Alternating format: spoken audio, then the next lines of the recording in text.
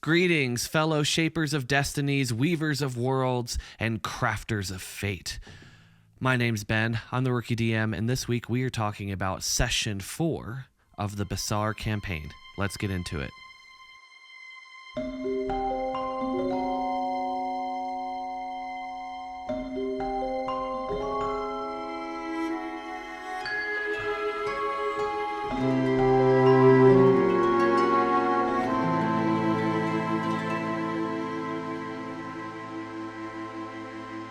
Last we left off, our party of adventurers had just made it to the village on Okoe Island, simply called Okoe Village, and witnessed a transaction between a darkly dressed halfling and a sharply dressed older gentleman who is flanked by a well-armed drow, who they later learned was the Baron of this island.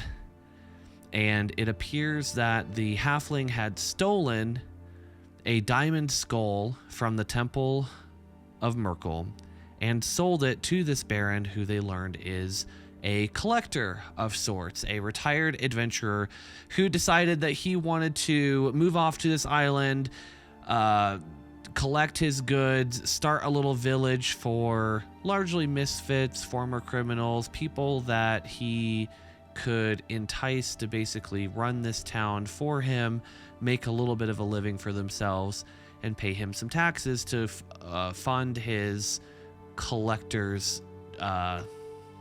desires. Let's just put it that way. And so they decided to go into the inn of this village known as the Fainting Goat Pub.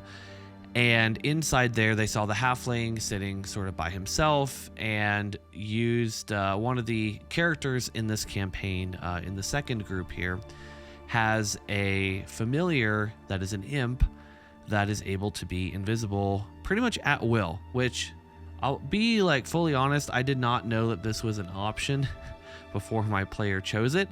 And I was like, oh, this is a little bit OP for level 1, level 2, even level 3. I think at this point I had them level up to level 3. I was like, having a familiar that can always be invisible and has more than a couple of hit points is a little OP for the early stages. But I didn't fuss about it too much. I mean, it wasn't that big of a deal. The original group that I ran this campaign with kind of immediately accosted the halfling and demanded their gold back, which they were able to get and intimidated, and the halfling kind of recognized like, hey, I'm outnumbered and outgunned here and in a strange place. Like, I just got a big payday from this diamond skull, so I'm not going to worry about it too much. But the second group did not go that route. They decided to more just kind of watch and spy on him and kind of try and learn more about what he has going on. And they decided to get a couple rooms, stay the night at the inn after sort of conversing a little bit. They did meet at the bar. They saw a blue-skinned humanoid gentleman dressed in sharp sort of merchant sailor's clothes, with a sword on either side. And this is Captain Electo, one of my favorite NPCs so far in this campaign. He's kind of a flamboyant personality, sort of gender neutral, bisexual, although they, my apologies, they are engaged to a female privateer.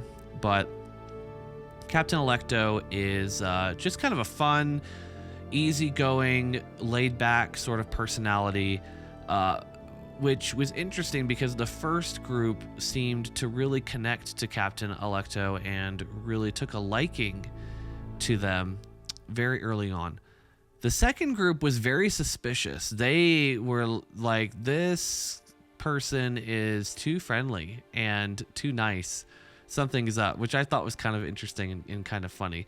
And over time, they've kind of learned that Captain Electo is just a bubbly, flamboyant character that is just not evil in any way. They are just I would say just kind of neutral, just like in alignment terms, just generally neutral. Just they kind of look out for themselves.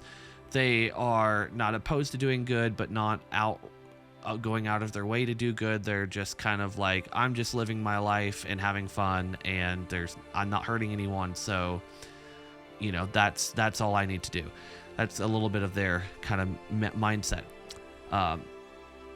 Anyway, so they talked to Captain Electo a little bit, learned that Captain Electo was sailing in the next couple of days to Satis. And I kind of left it vague and ambiguous on purpose because I thought, you know, I don't know how long the players want to stay on this island. This is kind of their only way off right now.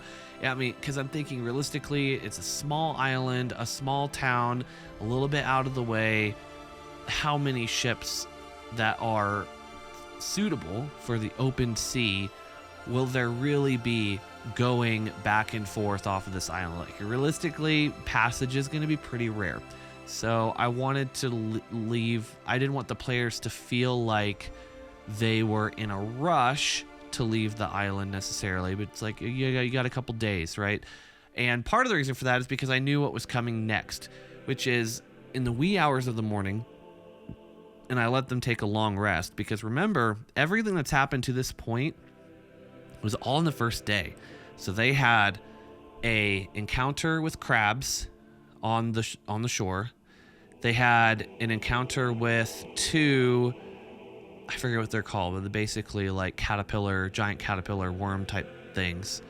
I don't remember what they're called off the top of my head, but it's in the previous videos. And they had another fight of some kind, I believe. I'm blanking on it right now because it was a few months ago. But anyway, they had, I believe, they had some skeletons in the temple to Myrkul in the last episode. So they had 3 combat encounters in this day. So I was like, okay, the undead are going to realistically attack this night, but I need them. I kind of need the players to have a long rest. So I just made it the wee hours of the morning, and the party went to bed early enough that like the 8-hour thing, it worked. But basically, they were woken up, 4 or 5 in the morning to the sound of blood-curdling screams as a veritable small army of undead, including a troll. I don't remember if it was actually technically a troll or an ogre. I'd have to look at my combat thing. But basically, I mean, it was a level 3 appropriate monster and encounter.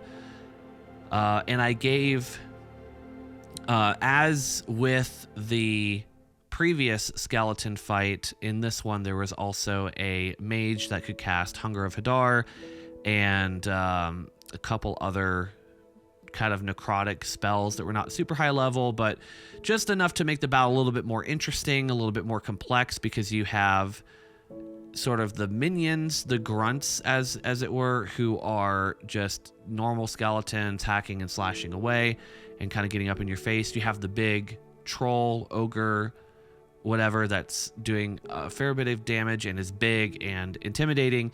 And then more in the background, you have a caster who is disrupting the battlefield with Hunger of Hadar and other similar spells trying to target the creatures. I think I gave him a hold person, but I ended up never using it. So it was an interesting encounter. It was a pretty close call. I think 1 or 2 of the players fell unconscious, at least for a little bit, but no one really came like that close to dying. So it was, I thought it was well balanced for the party. On D&D Beyond, the challenge rating, or the encounter builder on D&D Beyond, rated this as like super deadly, but I knew it wouldn't be, because I thought realistically this town has a couple guards, right? So even though they're not super powerful guards, they're at least taking some hits and dealing some damage. And then I thought, well, there's a temple here to Bahamut, and I actually had forgotten who the temple was to originally in my notes, and I was like, well, one of my players serves Bahamut, the paladin, so it's a temple to Bahamut now. That's what it is. And because I thought, it's gonna be more interesting to the players to encounter someone that serves a deity that they also serve, and it's a little bit more of a commonality and connection point, right? So they do the battle. it's all over. Now it's, early morning, sun's beginning to crest over the horizon. And between the 6 of them, a couple of guards, and a cleric, it's 9 against 7 or 8 or something. So it was a balanced fight. It turned out pretty well. I kind of winged it a little bit on terms of the difficulty, because I figured, well, like it's a little bit hard to balance a encounter like in the D&D encounter builder when you're dealing with NPCs that are also helping. So I kind of just guessed a little bit and happened to be right. And I figured, worst case scenario, I can let the cleric have a little bit of a higher spell to kind of bail them out. And that's kind of the nice thing about an NPC that the players don't know that is helping them kind of out of the blue like that, is then as a DM, you can like live in battle kind of scale them up or down a little bit depending on how the battle's going. So that was, and I don't love necessarily doing things that way, because I'd like to just build it and let it just play out how it plays out. But because I'm newer to this, like, again, name of this channel is Rookie DM, I decided it would be better to give myself some flexibility with the battle difficulty without breaking the immersion or the without breaking the story, without letting you see the puppet strings, see behind the curtain, as it were. And so that worked really well.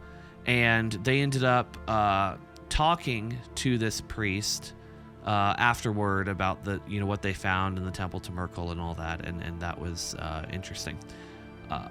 One thing that also happened that was interesting is, and both groups handled that same battle about the same. There was not really much of a difference there. It's just, it's a combat encounter. It's pretty straightforward.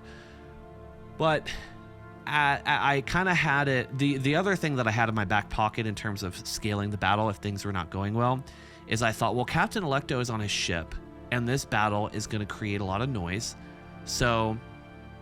And he and his first mate, Yosa, who is a goblin, could show up at any time. So then you have 2 more NPCs that are actually higher level than the PCs that could help if things are just going really bad. If I'm just rolling a ton of crits for the bad guys and they're, rolling really shit or having a really rough time working together as a group.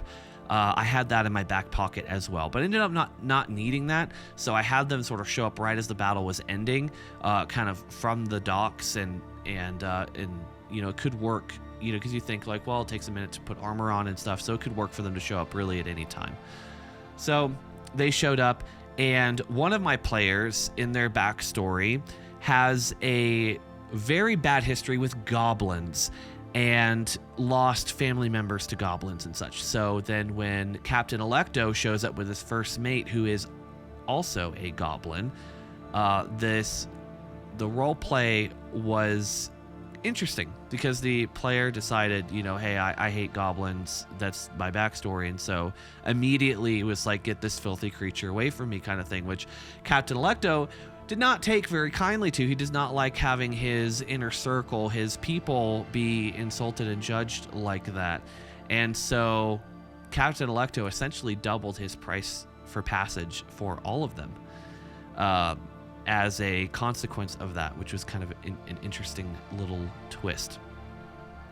At that point, the halfling, who they had been continuing to keep tabs on via the imp familiar, decided to leave the inn via the window and try and sneak off to the docks, because he figured, like, I'm not safe here, crazy shit's going down, I need to get off this island.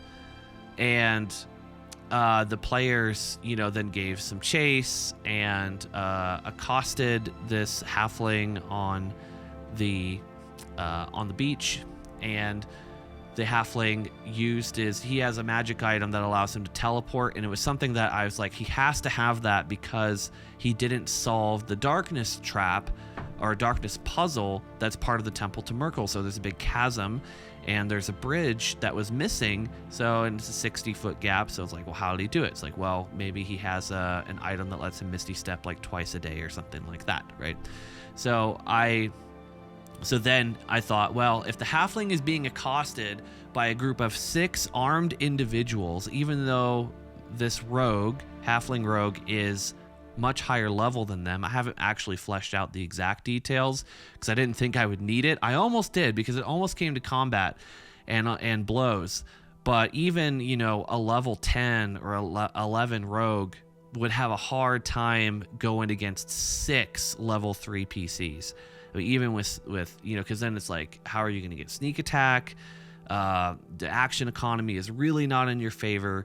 So he uses his, the Misty Step thing to teleport straight onto Captain Electo's ship, at which point they, the players kind of let it go a little bit.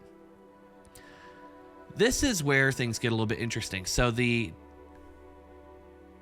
Baron, who had just purchased the skull, heard the news of the fact that his village was attacked by a bunch of undead in the middle of the night or early morning, and decides, you know what, the people who fought these guys off just now, I'm gonna hire them. But first I need to make sure, was this their fault in the first place? Because the Baron doesn't know what's going on. He doesn't know where this diamond skull came from. He has no idea where all these undead came from. He doesn't know anything about a temple to Myrkul or any of that, right? Like, all he knows is some guy showed up in my village one day and offered me a collectible thing that was unlike anything I've ever seen before, and I thought it was really cool, and I bought it from him, right? Like, that's the Baron's perspective on the situation. So he decides, you know what, I am gonna see if these guys, these newbies who showed up out of nowhere into my village, are responsible for all this. So he actually comes and interrogates the players a little bit, and the players kind of tell him what's going on with the temple. They rolled really bad on their persuasion checks, and so the Baron had a hard time kind of believing them. But he decides to invite them up to his estate to talk about things a little bit more, and decides to offer them a job and says, basically, can you make this undead situation go away? I'll give you guys 50 gold apiece. And which, level 3 is a pretty decent payday, especially considering that they were broke at this point. And Captain Electo's fare, the passage, had gone up from 5 to 10 gold per passenger, thanks to the insult dealt by one of the PCs. So they eventually managed to persuade the Baron to go ahead and bring the skull with him via his drow guardian, as it were, to see this Temple of Myrkul for himself, and to decide, are these people full of shit and trying to take something from me through clever deception, or is this the real threat? And one thing that was kind of interesting that was different between the two groups. So with the first group, they were a little bit bolder. They actually had one of the party members not show up to this initial meeting with the Baron at his estate, and instead sneak. I don't remember if he was invisible or not, or how he would have been invisible at that level, but either way, snuck around the house, found the open window to the Baron's office, which was just next door to the room that the Baron was meeting with the party in, and looked through his belongings a little bit and found a note that he had written to apparently sort of a lover or lost lover or something, some female elven individual that the Baron apparently knew, and a card with a golden rose emblem on it, and no other text, just a simple card with a rose emblem. And this is something that will come up later if they go to Satis, because that is where the Order of the Black Rose is holding the auction that I mentioned before when we talked about the Cybele. And this was a way for me to sort of seed that, and I was kind of hoping that the players would be curious enough to try and sneak around his estate, see what's going on with this guy. And I figured the Baron is a collector, right? He has plenty of money, so he would show up to an event like this to try and add to his collection, right? That's what he does. So it's kind of the perfect way of sort of meshing these different elements together. The second group, however, did not have the boldness or the eagerness to attempt to do that. So those items remain unfound in the second go around of running this campaign. They lead the Baron to the temple. I added a little bit of flavor the second time around that I didn't have the first time around, which is that as they're walking through the temple, all the wall sconces that I had previously described as being lit with a purplish flame and producing a dim light, these wall sconces now brighten as the person carrying the skull, which is the drow in this case, walks by them. And all of the skeletons that were standing on pedestals that they had previously fought, now their eyes are lit up and they simply watch. Their heads turn and they watch with their eyes aglow as the party moves through, trying to make this temple and this encounter feel a little bit more alive, a little bit more flavorful and interesting, and just a little bit more creepy. And it worked. The players were a little bit spooked by it, like in a good way, and interested, and it was really cool. And then they returned the skull, which initiated a combat encounter. Now, I'll briefly describe how I set this encounter up because I thought it was kind of interesting. And I changed it a little bit for the second go around because the first go around it was way too easy. And one thing that I'm learning is that especially with the party of 6, I have to make every encounter deadly. Like if you're using the D&D encounter builder, which I'm relying on less and less because it's not that helpful. But if it's not a deadly encounter, according to that, it's relatively easy for them. And part of it is because this is a fairly balanced party. They don't have a healer, but they do have a paladin and a druid that can do a little bit of healing, and they've gotten some potions along the way as well. So they're decently well balanced. The paladin hits pretty hard, the rogue hits pretty hard. You've got a druid that can wild shape and is getting temp HP from that. You've got a wizard that can cast spells from afar. So you've got like a pretty good balance of players here. Casters, non-casters, all of that. So how I set up this encounter is I had a modified deathlock as Zandilgaran the Marked. So as they return the skull and set it down on the pedestal, a beam of light shines from the top, which refracts off the diamonds and scatters beads of light to very specific places all over the temple, which causes the runes along the ring of stone that's on the ceiling directly above the pedestal. Those runes dim and go out once the skull is returned, at which point the large stone carving of a skull lowers into the ground, revealing a hidden door, and out of that door comes a 3-headed abomination of a zombie type creature dressed in mage's robes and holding a staff of withering that attacks them, and it is a modified deathlock. And how I modified this deathlock is I gave it a couple of like homebrew abilities. One of them was called like the Reach of Myrkul or something. I forget exactly what it was.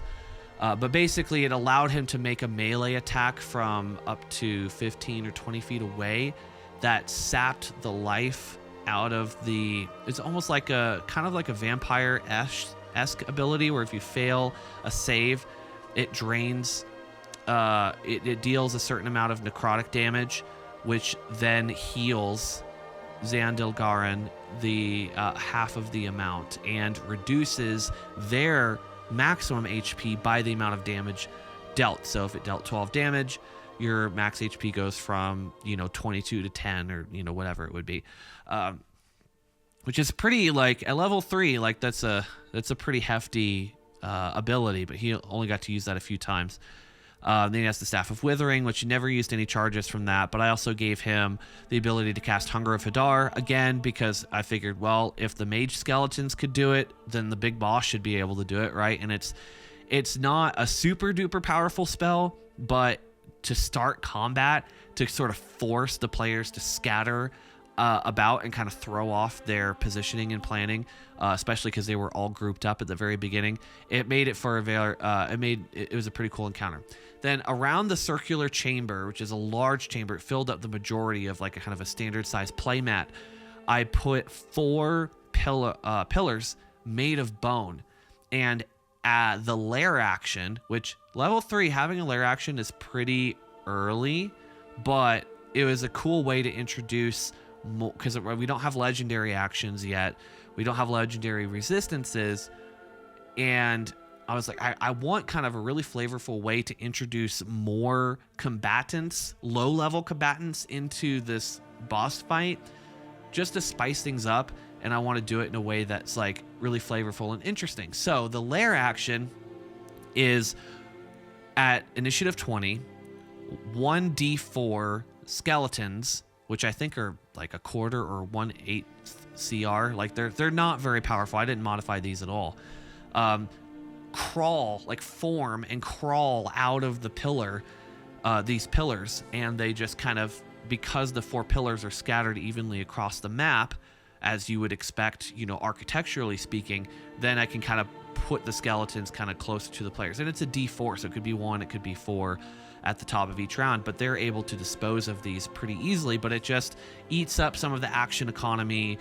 The skeletons do a little bit of damage and they miss a lot, but they're just helping to balance the action economy a little bit, and it made for a more interesting encounter. The other thing is the pillars have a 10-foot reach, so if they walk, so I basically gave each pillar an opportunity attack.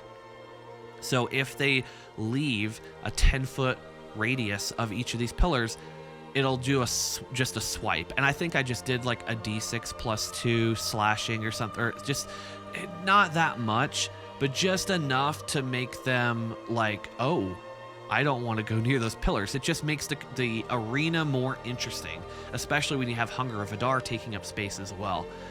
So that was kind of interesting. And the other thing I modified with the Deathlock is I gave him a Misty Step. I think just 1 use a day, but it was just enough to where if they managed to get around all the pillars and the Hunger of Hadar, and now like my Rogue and the Paladin and the Druid are all, and the Warlock are all like clustered around the boss, just like caging him in, he can bamf off to another part of the battlefield and make them then navigate the pillars and everything again. So it was a very interesting encounter. It was the majority of the session, but the players seem to really like it. I think they really enjoyed the flavor elements, the unpredictable nature of the D4. And then we got a certain number of rounds in. After like 5 or 6 rounds, I stopped rolling the lair action because I just said, like, it seems like the pillars have kind of run out of juice, basically. I don't remember exactly how I described it, but that's kind of the basic idea of it. Was just at some point, if the players are all getting pretty worn down, I had the Druid had gone unconscious, I think twice at this point. Another player had gone unconscious and gotten back up. I could tell they were low on resources, they were low on health. If I roll a 4 on the D4 and 4 more skeletons go into the middle of this, I mean, it's just, at some point I think it gets to be a little too much. So I think it's worth putting in that encounter, like, hey, this can happen for the first 4 rounds of combat or 5 rounds of combat. But if it goes longer than that, the pillar's ability to regenerate skeletons is not endless. It does run out eventually. And I think that makes sense, right? So that was the encounter with Xandogar and the Marked, and that wrapped up the end of session 4. And if you've stuck with me through all this, thank you. I appreciate you listening to my rambling here as I try to tell you a recap of what happened and kind of the thought process. And I'm curious, what do you think? Would you like to see a sample of my notes for this encounter with Xandogar and the Marked? a pretty challenging encounter. I really like to challenge the players, especially with boss fights. I think they should feel dangerous and deadly.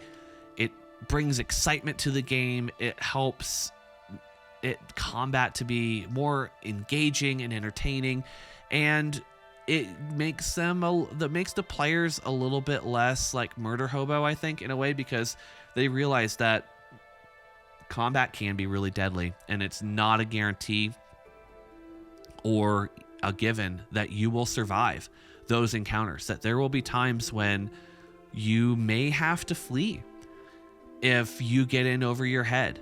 And I don't want them to walk through the whole world with like trepidation, like it's a no-touch museum and they're one mistake away from getting killed. But I do want, especially at lower levels, they should feel somewhat vulnerable, because they're level 3 out of 20, right? They're not even 25% of the way through the possible progression. I'm not saying we're going to get to level 20 in this campaign by any means, but it's possible. Anyways, we will pick up from there and see what they decided to do, because there's the body of Xandilgar in the Marked with the Staff of Withering still on the floor. There is a door that is now open on the far side of the chamber, which was not previously accessible, and who knows what's behind that door. They also still have to get paid by the Baron, who sat out of the battle and did not help them at all. And they still have to get off the island. So there's still a lot to do, but they have returned the skull. They have defeated Xandilgar in the Marked, and I'm excited to see where this adventure goes from here. And actually, it is from this point where the two parties that I ran this first part of the campaign with begin to really diverge. And we will not be mentioning the other campaign very much, the first one. We will not be mentioning very much from this point on. So anyways, thank you all so much for listening. I really appreciate it, and I'll see you next time.